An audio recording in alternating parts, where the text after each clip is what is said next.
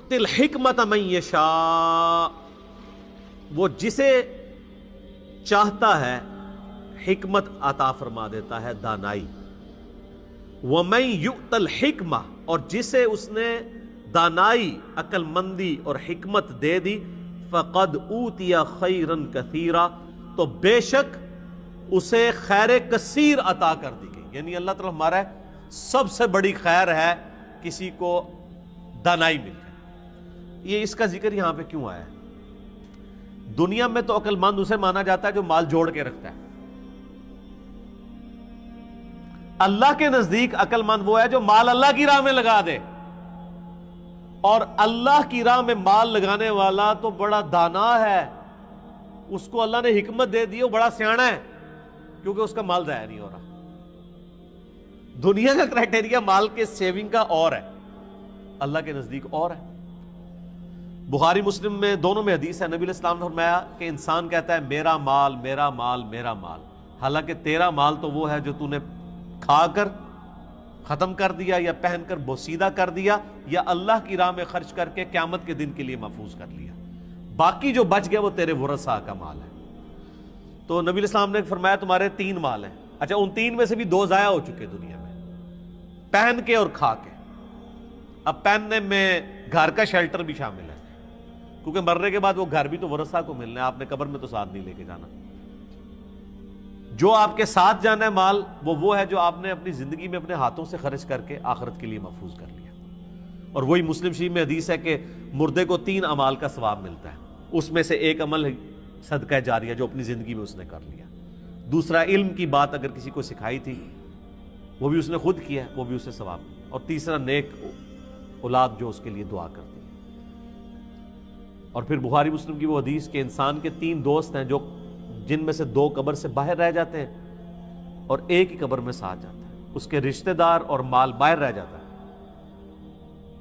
اور اعمال ساتھ جاتے ہیں، اور اعمال میں آپ کے سارے اعمال ساتھ جائیں گے، آپ کے وہ والا مال بھی آپ کا ساتھ جا رہا ہے جو آپ نے اللہ کے لیے خرچ کر لیا، جو نہیں کیا تھا وہ پیچھے رہ گیا۔ تو اللہ تعالیٰ ہمارے عقل مند تو وہ ہے نا، اصل میں یہ اس کو جوڑا اس کے ساتھ گیا ہے کہ عقل مند وہ ہے جو اللہ کی راہ میں خرچ کر کے ہمیشہ کے لیے محفوظ کر لیتا ہے، جسے حکمت وہ چاہتا ہے عطا فرماتا ہے، اور جسے حکمت دی گئی اسے خیر کثیر دی گئی۔ وما یذکر الا اولو الالباب، اور نصیحت تو نہیں قبول کرتے مگر عقل مند لوگ۔ تو یہاں اللہ تعالیٰ نے عقل مندوں کی نشانی بھی بتا دی ہے کہ جو اللہ کی دھمکی سے ڈر جائیں، اس کے پیغمبروں کی دعوت کو قبول کر لیں، وہ عقل مند لوگ ہیں۔ وَمَا أَنفَقْتُم مِّن نَفَقَةٍ أَوْ نَذَرْتُم مِّن نَذْرٍ، اور جو کچھ بھی تم مال خرچ کرتے ہو اللہ کی راہ میں یا جو منت مانتے ہو، تو یقیناً فَإِنَّ اللَّهَ يَعْلَمُهُ، یقیناً اللہ تعالیٰ اس کو جانتا ہے۔ وَمَا لِلظَّالِمِينَ مِنْ أَنصَارٍ، اور ظالموں کا کوئی مددگار نہیں ہوگا۔ یعنی اللہ تعالیٰ کو پتا ہے تم نے اخلاص کے ساتھ کیا یا نہیں کیا، ایون چھپا کے بھی کیا تو ٹینشن نہیں لینی کہ اللہ کو کیسے پتہ چلے گا، اللہ کو ہر چیز کا پتہ ہے۔ تو یہ عقل مندی کا تقاضا بھی یہی ہے، سمجھداری کا تقاضا بھی یہی ہے کہ انسان اپنے مال کو ہمیشہ کے لیے محفوظ کر لے اللہ کی راہ میں خرچ کر کے، لیکن اس میں ایگزیجریشن بھی نہیں ہونی چاہیے، یہ بھی ذرا ذہن میں رکھیے گا۔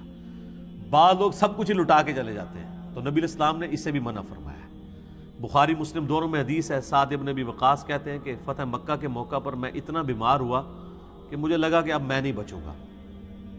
اب فتح مکہ ہو رہی ہے 8 ہجری میں، اور سعد ابن ابی وقاص وہ صحابی ہیں جو سب سے آخر میں فوت ہوئے ہیں بدری صحابہ میں سے 56 ہجری میں۔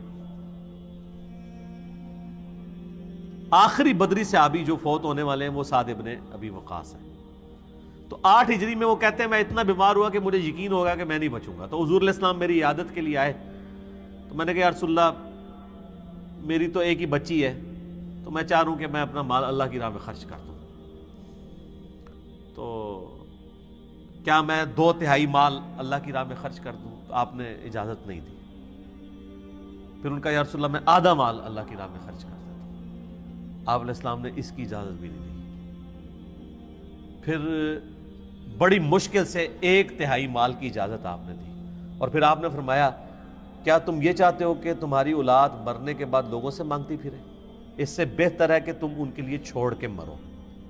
یہ ایک ڈیٹم لائن ہے حدیث میں کہ 1/3 سے زیادہ مال کوئی شخص اپنی جائیداد کا اپنی زندگی میں کسی کے لیے ہبہ وصیت نہیں کر سکتا۔ 1/3، 2/3 مال اسے چھوڑ کے مرنا ہوگا،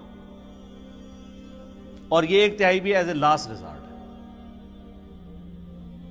بعض لوگ یہ کرتے ہیں کہ وہ جناب آدھی سے زیادہ جائیداد ہی اللہ کی راہ میں دے دیتے ہیں، کہتے ہیں جی اللہ نے دیے اتنا ہوا ہے تو میں خرچ کر دوں، اپنے ہاتھوں خرچ کر جاؤں۔ یعنی ان کو یہ امید نہیں ہوتی کہ ہماری اولاد پیچھے سے یہ کرے گی، تو اولاد کی ایسی تربیت کرے نا کہ اولاد بھی اللہ کے کاموں میں لگائے اس کے۔ تو بہرحال چونکہ اسلام میں مال و دولت کا مالک اللہ ہے، لہذا اللہ نے آپ کو اجازت نہیں دی ہے کہ آپ اللہ کے مال کو 1/3 سے زیادہ مال آپ وصیت کر سکیں گے، اور وصیت غیر وارث کے لیے ہوگی۔ وصیت یہ ہوتی ہے کہ میرے مرنے کے بعد فلاں کو ملے، وہ وارث کو نہیں آپ کر سکتے، کیونکہ وارث کو وہی ملنا ہے جو آپ کے وراثت کے قوانین آئے ہیں سورہ نساء کے اندر۔ ہاں حبہ آپ اپنی زندگی میں کر سکتے ہیں، وارث کو بھی کر سکتے ہیں، لیکن وہ اپنی زندگی میں اپنے ہاتھوں سے دینا ہوگا، لیکن اپنی زندگی میں وراثت آپ تقسیم نہیں کر سکتے، کیونکہ یہ تو پتہ ہی نہیں پہلے کس نے مرنا ہے۔ یہ تو سعد ابن ابی وقاص کو نہیں پتا انہوں نے مر جانا ہے کہ نہیں مرنا، تو آپ کو کیسے پتہ ہے؟ مرنے کے بعد وراثت تقسیم ہوتی ہے۔ اکثر لوگ کہتے ہیں جی میں اپنے ہتھے ہی دے جاواں، پچھو لڑتے رہن گے، لڑنا انہوں نے پھر بھی ہے پچھو، بے فکر ہو، ہتھی دے بھی جاؤ پھر بھی لڑن گے، کیونکہ ذرا سا اونچ نیچ ہوگی تو انہوں نے کہنا ہے پیو نو پٹو پا لیا سی، اے نکے والے نے، اے وڈے والے نے، لڑنا انہوں نے ہے جے، یہ ذہن نہیں رکھنا۔ اللہ یہ کہ جس کو خوف خدا ہوگا وہ تو معاملہ الگ ہے۔ تو اللہ تبارک و تعالیٰ اس چیز کو ناپسند کرتا ہے کہ کوئی شخص جو ہے وہ سارا مال ہی اللہ کی راہ میں لوٹا دے اور پھر پچھلے جو ہیں وہ مانگتے پھرے۔ اس چیز کو نبی علیہ السلام نے ناپسند فرمایا۔ یہی وہ چیز ہے جسے دین کی سمجھ بوجھ کا نام دیا گیا ہے، جو بخاری اور مسلم دونوں میں حدیث ہے، اللہ تعالیٰ جس کے ساتھ بھلائی کا ارادہ فرماتا ہے اسے دین کی فقہ عطا فرما دیتا ہے، اور اللہ عطا فرماتا ہے میں تقسیم کرتا ہوں، یعنی علم دین اللہ نے عطا فرمایا، تقسیم میرے ذریعے ہوتا ہے۔ یہ آدھی حدیث وہ بریلوی کوٹ کرتے ہیں نا کہ رزق بھی جو ہے وہ اللہ دیتا ہے اور نبی علیہ السلام تقسیم کرتے ہیں، یہ دین کے علم کی بات ہو رہی ہے، اور ظاہر دین تو ہم نبی علیہ السلام سے سیکھیں گے۔ تو آپ دیکھیں یہ جو حدیث ہے نا کہ اللہ تعالیٰ جس کے ساتھ حکمت یعنی بھلائی کا ارادہ فرماتا ہے اسے دین کی فقہ عطا فرما دیتا ہے، اسی کو سپورٹیو یہ آیت بھی آ گئی ہے کہ اللہ تعالیٰ فرماتا ہے وَمَن يُؤْتَ الْحِكْمَةَ فَقَدْ أُوتِيَ خَيْرًا كَثِيرًا، جسے اللہ تعالیٰ حکمت دے دے اسے خیر کثیر دے دے، یعنی اس کے بھلائی کا ارادہ فرما دیا نا اللہ تعالیٰ۔